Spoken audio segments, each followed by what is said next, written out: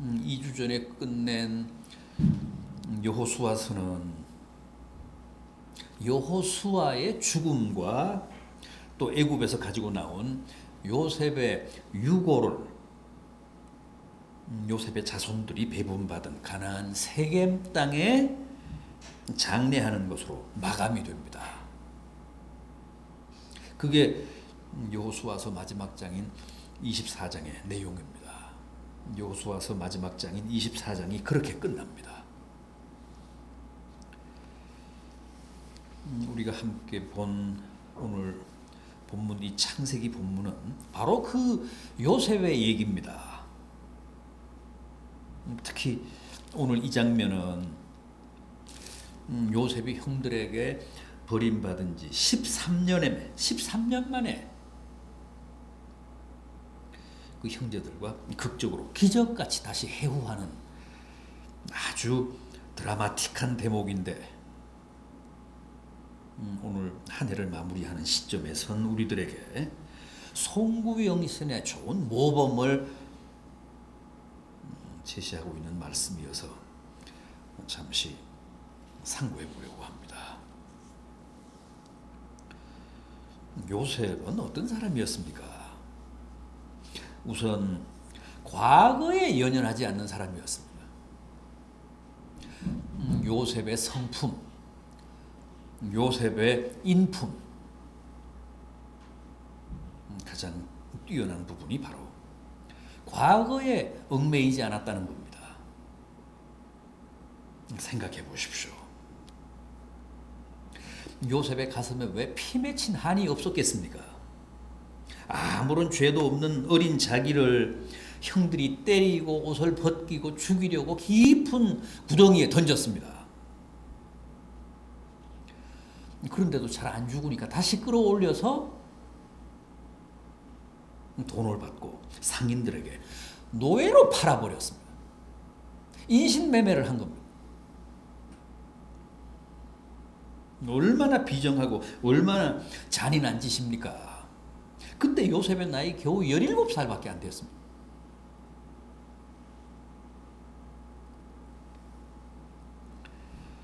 얼마나 원통하고 억울하고 형들이 원망스러웠겠습니까? 그동안 요셉이 겪었을 배신감, 절망감을 한번 상상해 보십시오. 더구나 애굽으로 팔려가 노예살이를 하다가 다시 억울한 옥살이까지 수년간 하잖아요. 시편 105편 18절을 보면 그때 그의 발이 착고에 상하고 그 혼이 쇠사슬에 매여 있었다 그랬습니다. 얼마나 고통스러웠으면 자기 영혼이 쇠사슬에 매여 있었다고 고백을 했겠습니까?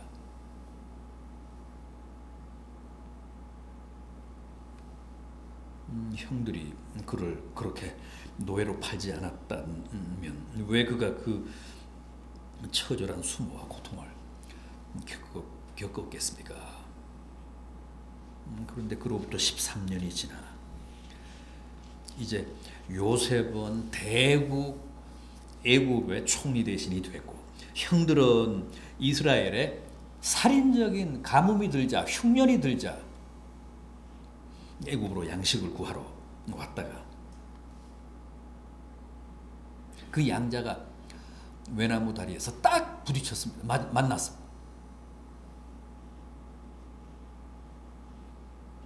그간의 모든 한을 일거에 풀 수 있는 천재 이루의 기회입니다. 그런데 요셉은 어떻게 했습니까? 그 모든 아픈 과거를 다 하나님의 뜻으로, 하나님의 섭리로 돌렸습니다. 요셉은 보통 사람이 아닙니다.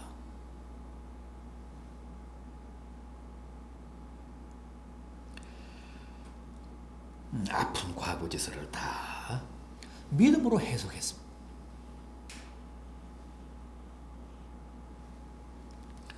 우리가 함께 본 오늘 본문 5절을 보십시오. 당신들이 나를 이곳에 팔았다고 해서 근심하지 마소서, 한탄하지 마소서. 하나님이 생명을 구원하시려고 나를 당신들보다 먼저 보내셨나이다. 8절 그런즉 나를 이리로 보낸 이는 당신들이 아니요 하나님이시라. 하나님이 나를 바로에게 아버지로 삼으시고 그 온 집의 주로 삼으시며 애굽 온 땅의 통치자로 삼으셨나이다. 그는 추워도 형들을 원망하지 않았습니다. 미워하지 않았습니다. 형들에게 책임을 묻지 않았습니다. 왜요? 그게 하나님의 작품이라고 믿었기 때문에, 하나님이 그렇게 하셨다고 확신했기 때문에, 진심으로 형들을 미워하지 않았습니다.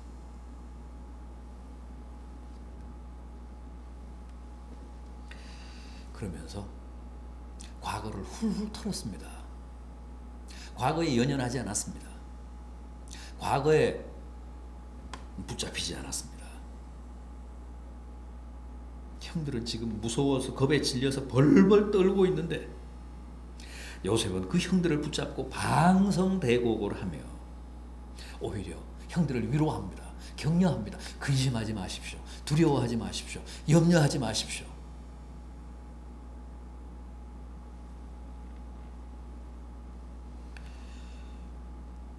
여러분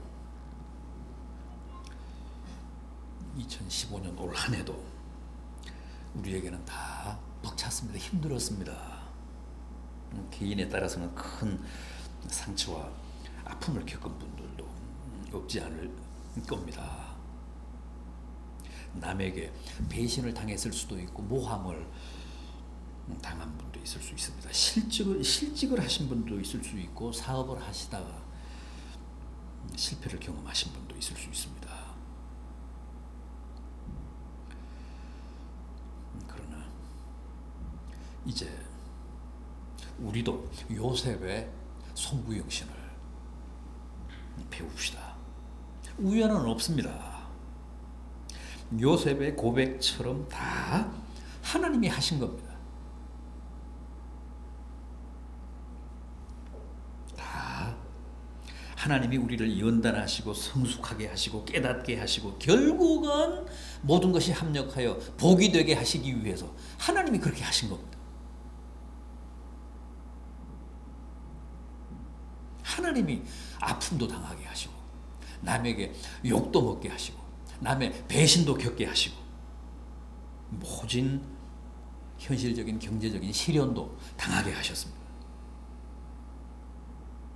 우리도 요셉처럼 그렇게 믿어야 합니다. 그렇게 해석해야 합니다. 그렇게 이해해야 합니다.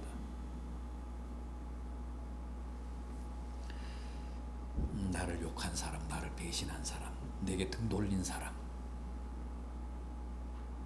원망하지 맙시다. 미워하지 맙시다.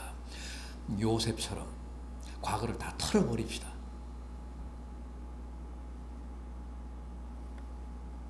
그래서 지난 시간에 발목 잡히지 않는 것 대단히 중요합니다. 만약 그렇게 과거를 청산하지 않으면 이 묵은 해를 그렇게 털어버리지 않으면 새해가 와도 우리에게는 별로 새로울 게 없습니다. 다 정리하고 지난 시간은 딱 접고 믿음으로 결론을 딱 내리고 그렇게 새해를 맞아야 새해가 내게 의미가 있습니다. 새로운 시간이 됩니다.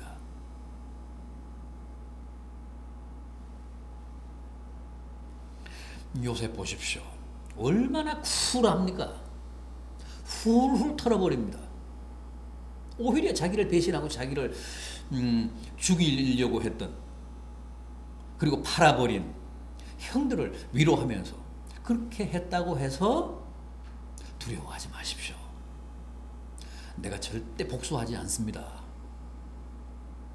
왜냐하면 형들이 그렇게 한 게 아니라 실은 형들 배후 후에 하나님이 계시면서 하나님이 그렇게 하셨기 때문에 그리고 결국은 우리 모두의 생명을 살리시려고 하나님이 그렇게 하신 거기 때문에 오히려 저는 감사하고 있습니다. 보십시오. 하나님이 나로 하여금 바로에게 아버지가 되게 하지 않았습니까? 하나님이 저로 하여금 바로의 온 집에 주로 삼지 않았습니까? 하나님이 저로 하여금 애굽 온 땅에 통치자로 삼으시지 않았습니까? 바로 그 다음 제2인자가 됐잖아요. 오늘의 놀라운 은혜와 영광과 축복을 누리게 하시기 위해 하나님이 그렇게 했습니다. 하나님이 그렇게 하신 겁니다. 그러면서 지난 과거를 다 청산했습니다. 우리도 늘 그렇게 하는 게 옳다는 겁니다. 또한 요셉은 현재에도 안주하지 않았습니다. 만약 요셉이 현재에 안주하는 사람이었다면 아마 보디발의 아내의 유혹에 넘어갔을 겁니다. 그러나 그는 현재의 그 집요한 유혹에 붙잡히지 않았습니다. 과거에 대해서도 단호했지만 현재가 던지는 추파에 대해서도 냉정했습니다. 가차없이 뿌리쳤습니다. 노예 주제에 하늘 같은 주인 만화님을 그토록 무참하게 했으니 어떻게 무사할 수가 있었겠습니까? 그래서 결국은 성폭력 미수자라는 모함을 쓰고 억울하게 수년간 감옥에 들어가 고통당하지 않았습니까? 그런데도 그는 결코 현재에 굴복하지 않았습니다. 현재에 매몰되지 않았습니다. 현재와 타협하지 않았습니다. 현재에 안주하지 않았습니다. 요셉은 결코 현재 안주형 인간이 아니었습니다. 그런 인품의 소유자가 아니었습니다. 현재가 아무리 행복해도 지금이 아무리 편하고 아쉬울 게 없다고 해도 거기에 만족하며 주저앉는 사람이 아니었습니다.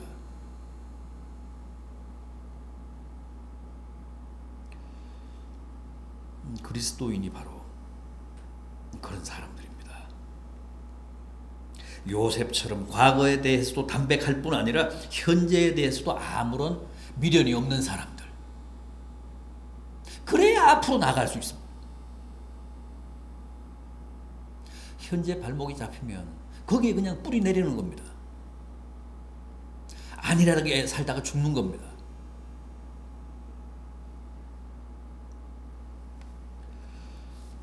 요셉은 그렇지 않았습니다.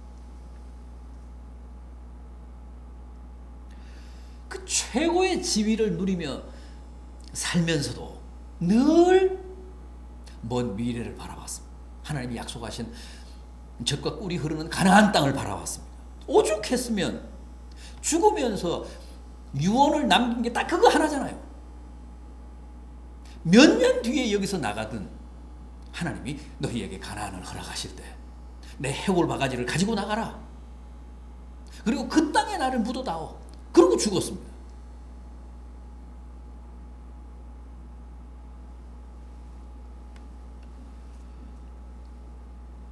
늘 이렇듯 요셉은 미래에 살았습니다. 어릴 때부터 그랬습니다. 늘 꿈을 먹고 살았잖아요. 요셉의 별명이 뭡니까? 꿈쟁이였습니다.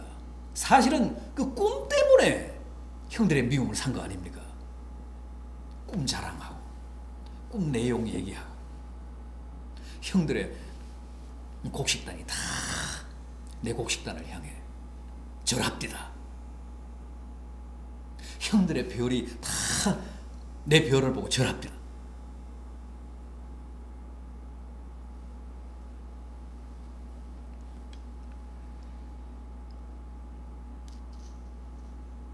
그는 언제나 희망 속에서 살았습니다. 앞을 바라보며 살았습니다. 내일을 대망하며 살았습니다. 절대 뒤돌아보거나 아래를 내려다보지 않았습니다.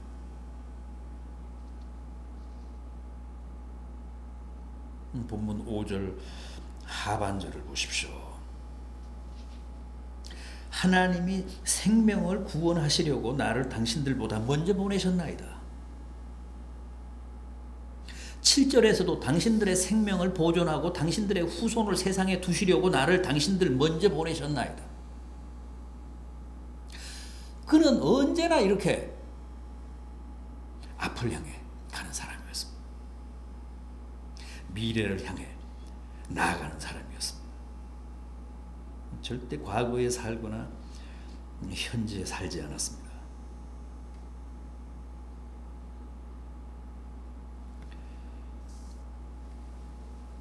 감옥에 죄수로 갇혀 있다가 졸지에 그의 운명이 반전되면서 애국의 총리 대신이 된 것도 꿈 때문이었잖아요.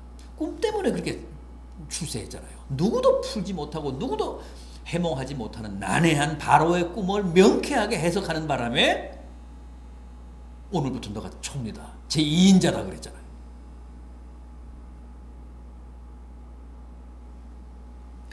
미래에 사는 사람은, 내일을 바라보며 사는 사람은 과거에 발목 잡히지 않고 현재에 안주하지 않고 항상 하나님의 약속과 하나님이 허락하시기로 한 축복을 바라보며 사는 사람에게는 이런 운명의 반전이 옵니다.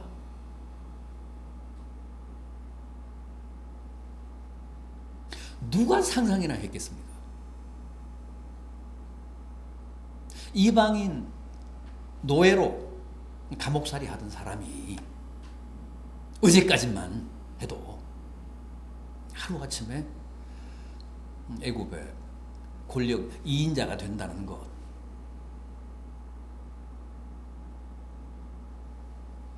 어떤 소설가가 그런 극적인 반전 스토리를 쓸 수 있겠습니까? 그런데 실제 요셉이 그 주인공입니다. 미래에 살았기 때문입니다.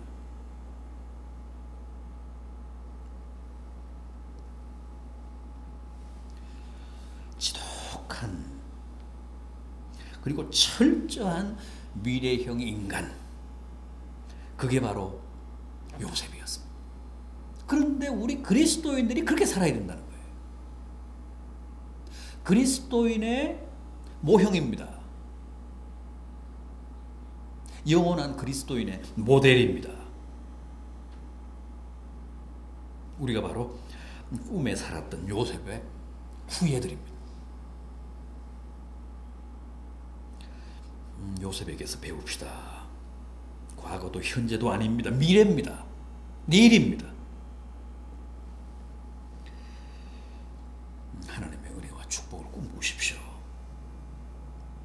그래서 어제에 붙잡히지도 말고 오늘에 주저앉지도 마시고 내일을 희망하며 미래를 기대하며 사시는 복된 성도들 되시기를 진심으로 빌어마지 않습니다.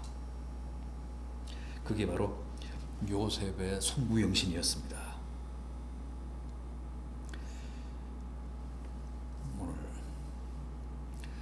2015년을 보내고 또 2016년 새해를 맞게 될 여러분 가정에 일찍이 요셉이 누렸던 그 놀라운 삶의 반전과 풍성한 주님의 축복이 넘치시기를 진심으로 기원합니다.